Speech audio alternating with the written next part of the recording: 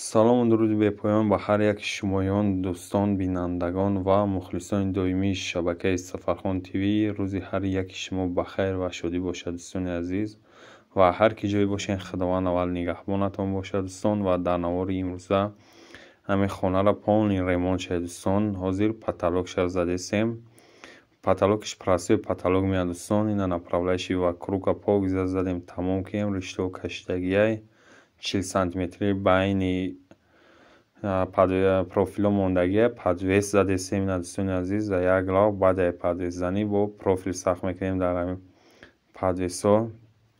Ина бародаро дар подвесои задагида профил задем, ҳама ришта кашидагӣ таи профилам мақсад ҳамаш ронай. Ва бисёри бародаро мегуфтанд ки дар комментариҳо дар WhatsApp менависонданд мо простой потолок зем ва простой потолоки задагимона тавоша ришта накашидем дар профило ва баъдан сахт кардем. Тари гипсомон то хурдагӣ баъзе ҷоша самарез намераса, баъзе ҷош нито омад. Бародаро ҳама вақт аввал пешаи кора сар кардан 4 угла вадиной кунен, нол кунен, баъдан направляющиёро бизанен, дӯстон. ва баъде направляющиёро задан метавонен 40 сантиметри 50 сантиметр зависи профил мекунад партоен. Вақти партофтен ҳамхе профил бизанен ва таи ба ҳамун таи направляющий ришта бикашен аила автобулавак. ҳар рияте ки самареза подвесоро сахт мекунен дар профил, ҳар риятишда ришта бикашен, баъдан профилотонро сахт кунен, дигар потолоктон нито намеояд.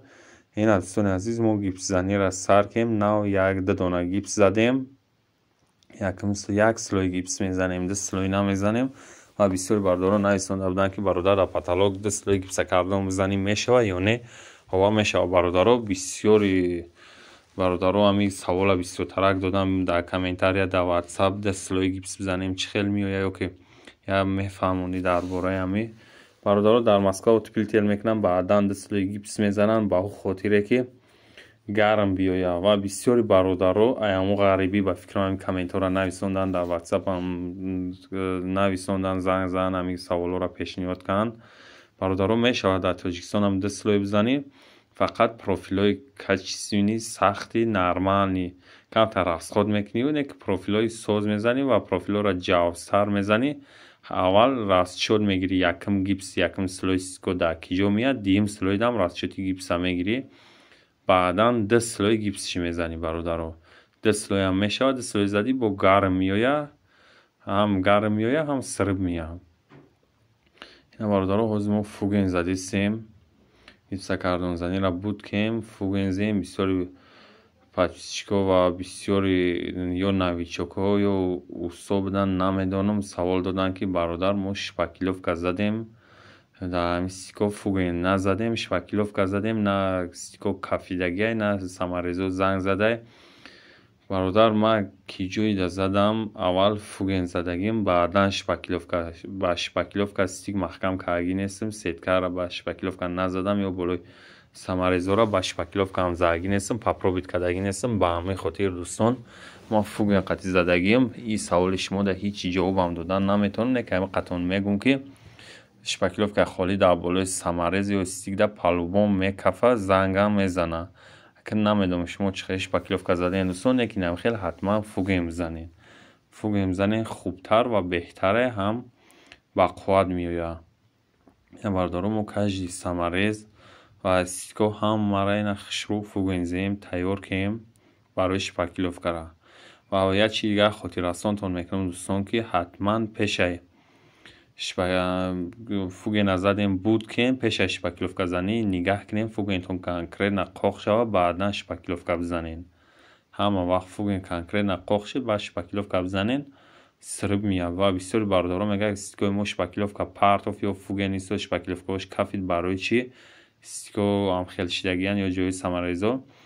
бародаро инам ҳозир ман шпакиловка дигим слоя задагим. агар ина болои фугенда мезанӣ дертарак қоқ мешавад, ина нам дорад. болои гипс қоқ шидагия, болои фуген қоқ нашидая, ба ҳо хотире ки дертарак мекашад, ба ҳамин хотир нам дорад. ина самарезои стико метавад ҳозир иҷа як слой задагием, не ки ба ҳамин хотир бародаро ҳатман ждат кунед қоқ шавад, баъдан шпакиловка бизанед. ва дӯстони азиз, касоне ки مهمونین. حتما در کانال ما ابونه شین و دستگیر رو فراموش نکنین، چون که دستگیری شما پیشروی ماه. اینا دوستان سینر هم شپاکیلوفکا زیسیم یکم سلویشه و پاتالوک هم دو سلوی شپاکیلوفکا زیم. بعد شپاکیلوفکا زدم پاتالوک سویت کبوتی آسمانی قطعی با ویبری خانه‌دار همین سویت قطعی دکارتیفیکا زدیم. اینا دوستان شما هم میتونید خیلی دکارتیفیکا بزنین. دکارتیفیکا را با کولر شپاکیلوفکا تیار میکنی، نرمانی میشوریش جید که بعد هم نباشه که پاتالوک دا موندیش بسیارش میچکم میریزه زمین دا. با همین خاطر کم تا سخترک میشوریشین. هم خیلی تیورکا قطعی شهر نیست با تیورکای اوهانی بزنید. تیورکای شکاتورکنی هم باشه برای زتیکا او هم میشه و برادرو با ما هم میتونین که بزنین. تیورکای اوهانی یا که تیورکای پلاسماسی فرق نداره. شما هم میتونین هم خیلی پارتوین دکارتیفیکا را بعدا شپاتی خطی هم خیلی رژش میکنی.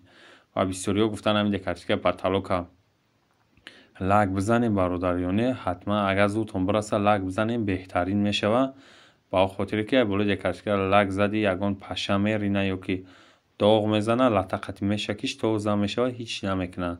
یگان ضرر نمیته شپاکیلوفکا نه شپاکیلوفکا نه دکارتیفیکا را. با همین خاطر لگش بزنین و بهترین میشه و داوم لگتون باز در حال دباوید کنید. وقتی سویت گریون کردین یالتاس میکنه تری بلیستید میته و بهترین میشه و گیزاله بد میآید دوستان. با همین خاطر در حال دباوید کنید خوب ترک میشه و اینا باردارو ما دکارتیفیکا زنی را تمام کردیم. و کسانی میخوانم خیر ریمون کنن ایوداش نمیبرین نمره در بالای اکران موندگی میتونین زنگ بزنین یا که کسانی که میخواین ریمون کنین استاد اکارتونه در این نمره زنگ بزنین یا در واتساپ ایمو بنویسین برادرو. شلو در سوالای خودتون جواب میگیرین و نشاط نرخ نوو چخچخ میکنیم این واتساپ در بنویسین. و 20 ترک برادرو زنگ میزنن میگن تلفن نمیگیری برادرو احمد بخشش یکم در پرابلم اسمینی خدمت سرگردان میدیم. با همین خاطر نه کار اینترس نیبود نه دیگه تلفن نه یگون چی با خدا خواهد نه پرابلممون هم تمام شد. این نواری پیشینمونه نه منتش کم پارت افتم پیشکش ما گرداندم و این برادرو دستگیر رو فراموش نکنین. همون لایک بمونین در ایمو واتساپ تون پادلیت سرچ کنین و چند قدر شما دستگیر کنین ما هم قدر نواری نوی در نو پیشکش ما میگردانیم دوستان. و دوستان عزیز خداوند هر یک شما را نگهبان باشد تا نوارای آینده سفرخان تیوی را.